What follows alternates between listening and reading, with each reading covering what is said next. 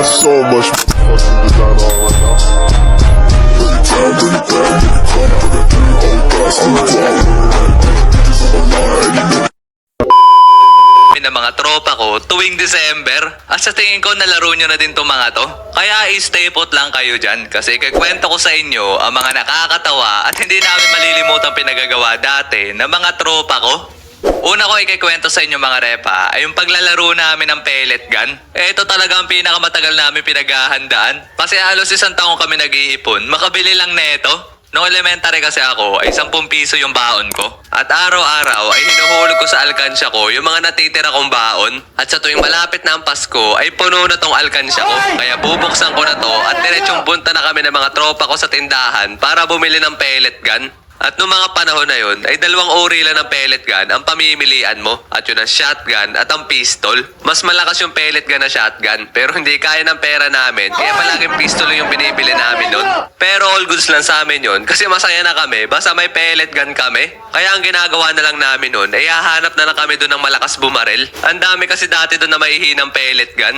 Ang gagawin namin nun, para malaman kung malakas bumaril, maglalagay kami ng 1 bala sa magazine. At pagkasa namin, itututok namin to sa baba. At pag pumatak yung bala neto, kahit hindi pa namin pinipindot yung gatilyo, ay ekis na agad sa amin yun. Pero pag hindi naman to pumatak, ay itututok namin to sa sementadong lapag, sabay ibabaril namin to. At pag hindi nabasag yung bala, ay mahina para sa amin yun. Yung nakakabasag lang ng bala, ang pinipili namin nun. At pag nakita na namin ang aming dawan, ay bibili na agad namin to. Sabay diretsyon punta kami sa aming mga kapitbahay at yayayain namin to maglaro. At pagkatapos nun, ay gera na. Ang pinaka-memorable pa nga sa akin nun, ay yung ang dami namin naglalaro. Naghati lang kami nun sa 2 grupo. Tapos ang playground namin ay kahit saan, basta wag lang kami malabas sa aming barangay. Ang paglalaro pa nga namin nun ng baril-barilan ay parang tago-taguan na may halong habul-habulan. Kasi pagkatapos namin maggrupuhan ay hindi muna kami magbabarilan. Magtatakbuhan muna kami palayo sa kalaban na grupo. At pagkatapos nun ay simula na ang laro. At dahil malawak yung aming pinaglalaroan, ay maghahanapan kami dun sa aming lugar. At pag may nakita kaming kalaban, ay barilan na agad. Dapat alerto ka at matalas ang iyong paningin. Kasi lugi ka pag ikaw ang unang nakita. Kasi pagkabaril sa'yo ay tatakbo agad ang kalaban mo at magtatago para hindi mo sila mabaril.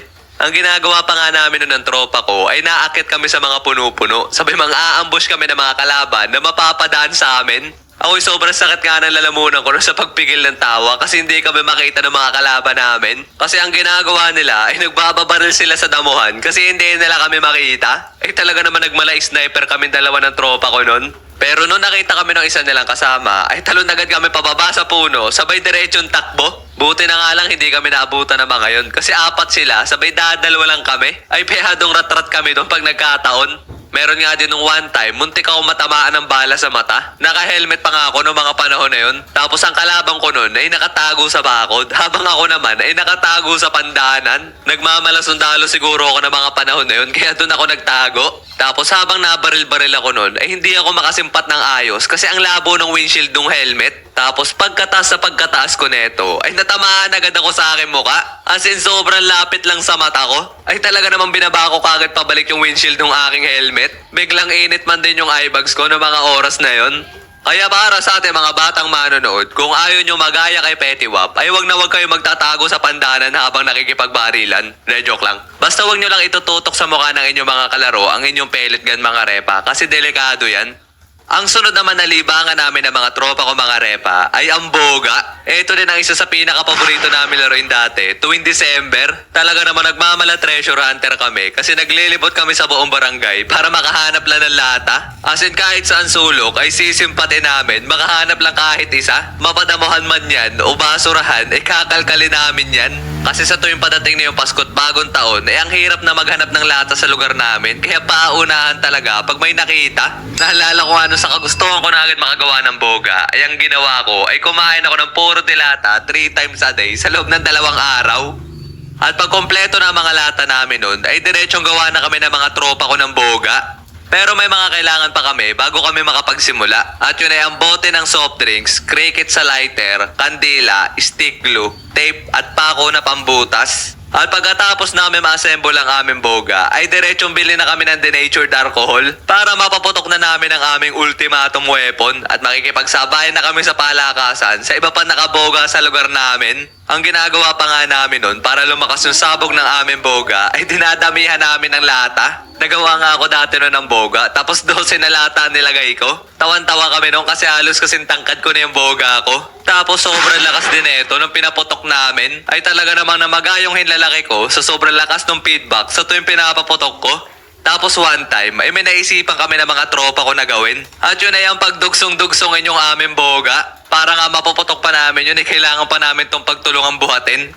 Oy, bibilang ka pag pipindutin mo na. Sige, sige. 1, 2, 3. Ay talaga namang iging yung tenga namin tatlo sa sobrang lakas. Sunod naman mga repa, nalibangan namin ng mga tropa ko ay paputok. Ay talaga namang pagsapit ng December ay talamak na dito sa aming lugar ang pagbebenta ng paputok. At ang paborito namin bilhin ng mga tropa ko noon ay yung 5 star. Ang ginagawa pa nga namin nun sa 5 star ay nagpapalayuan kami ng talsik ng lata. Tapos nagpapaunahan din kami matagtag-takip na ito. At kung sinong unang makapagpatagtag ay siyang panalo.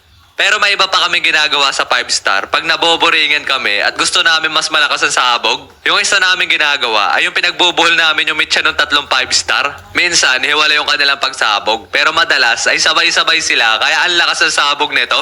Tip ko lang sa inyo mga repa, pag magpapaputok kayo ng 5 star, ay magtagtag muna kayo ng konting papel sa mitya. Para pag sindi nyo, ay makakatakbo pa kayo at hindi agad tumasabog.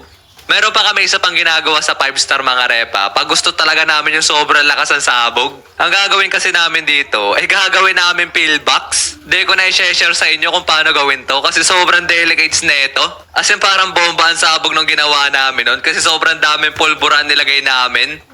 Ang sunod naman na paputok na hilig namin bilhin ay yung pop-up. Eto na lang i-recommend ko sa inyong bilhin kasi mas safe pa to kaysa sa 5 star. Naalala ko nga nagdala yung tropa ko nun sa school. Sabi nagbatuhan kami sa likod ng aming room. Nung una pa nga sa paa lang kami nagbabatuhan. Sabay maya-maya ay binato ng tropa ko yung isa kong tropa sa muka. Ay talaga naman biglang batuhan kami ng malala nun. As in bahala na kung saan kami magkatamaan. Ay butas-butas man din ang aming polo pagkatapos namin magbatuhan.